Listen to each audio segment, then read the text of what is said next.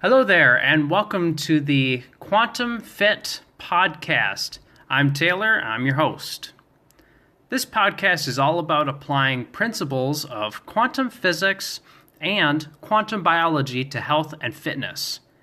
This gives us a holistic view of how environmental factors play a major role in your overall health, not just diet, exercise, and developing good habits.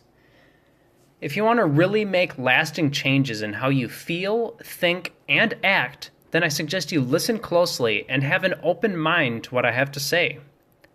Every day I'll be hitting you with a quick 7 to 15 minute long podcast that is both informative and to the point, so that you don't feel overwhelmed with information like the other podcasts out there that, they could be upwards of an hour long, an hour and a half. Some of them even hit 3 hours long. I don't do that because I feel like I get extremely overwhelmed. Plus, I don't ever have time to just sit there for 3 hours. I'm always doing something else. So that's why I prefer the style of the very short podcast. Also, I don't currently do any kind of advertisements. So instead, I ask that you share this podcast with a friend or family member if you enjoyed the message and gained something from it. I want to be able to spread quality and easy to understand content that everyone can take and use in their daily lives. I can't do that just by myself, so I need your help, and I would highly, highly appreciate it. Now, on to the episode. I decided to go into blue light. So, first, I'm going to be covering why you need to block blue light, and then, how you actually go about it, and when you should be blocking blue light, and how much you should be blocking at those different times. So first of all, blue light affects, or your body senses blue light through both skin and the eyes. So when blue light is hitting the eyes, your photoreceptors in your eyes will send a signal through the nerve, and that nerve will go back and the signal will get to the hypothalamus. When it's hitting the hypothalamus, it actually entrains it, the hypothalamus entrains the circadian rhythm. And the circadian rhythm is your daily fluctuating levels of different hormones, among other things. The circadian rhythm is huge, but it's too big to cover on this podcast, so just keep it in mind.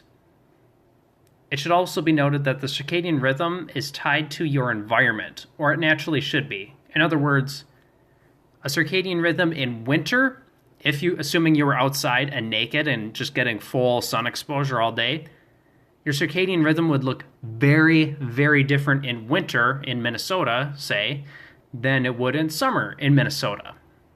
Your hormones would be completely different. You would naturally sleep a lot longer. And part of that is due to having lower blue light levels. Now, so what that means is that strong blue light, that equals summer. Low blue light, that equals winter.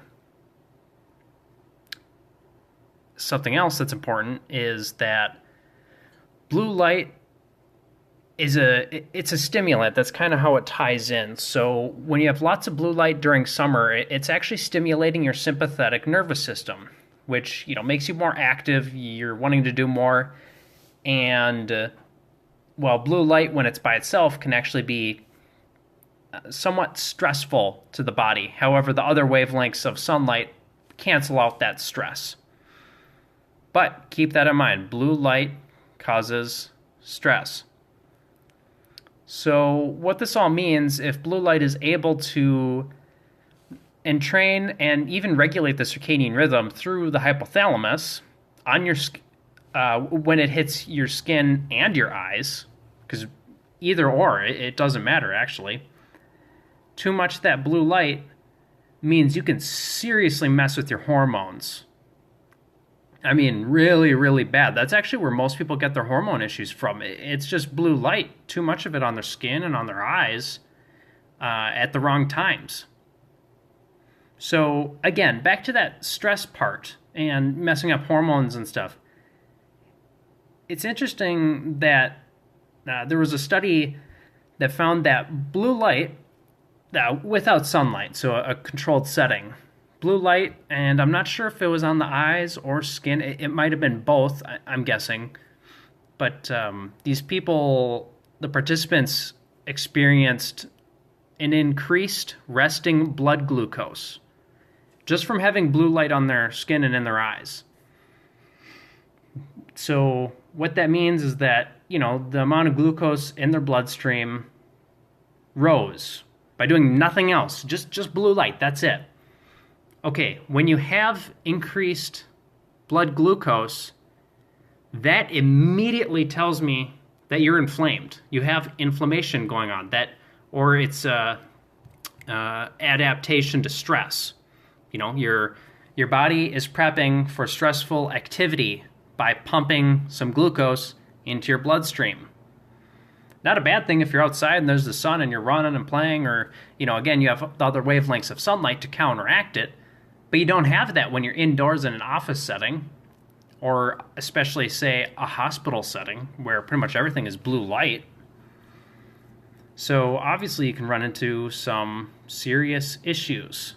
So what you need to do is you need to be blocking blue light at the right times so that you don't mess up your hormone levels and you don't get overly stressed. You're not stimulating the sympathetic nervous system far, far more than you should be. So optimal timing, again, it's going to depend on the season. So you're going to want to start blocking blue light earlier in winter, and you can push it back later in summer because the sun is out far, far longer, and generally, there's going to be way, way more blue light, and you'll probably be outdoors more. And again, most people sleep more in winter, but sleep less in summer. So it's okay if you get more blue light in summer. It doesn't matter. So, I guess I'll go with just a generalization. You kind of change it on personal preference or how you feel. But you want to start the day wearing strong computer glasses. These block about 50% of blue light. So, for instance, I use this brand that I found on Amazon. They're kind of pricier, but it's like a metal frame and a scratch-resistant lens, and I like them a lot. The brand is Prospec, Prospek. They're computer glasses. They have a slight yellow tint, and again, they block 50% of blue light, which makes it perfect for really crappy indoor lighting that's LED or fluorescent, or a computer screen, your phone. Even while driving, if it's really cloudy, it can be good to wear that because headlights now are so high blue light. It's almost, it's mostly blue light. In fact, I think the intensity of the blue light is actually getting to a point where it's higher than what, midsummer sunlight puts out, which means, it's going to really stress you out. So you may want to block that while you're driving too. And again, this is for the mornings or afternoon or whatever.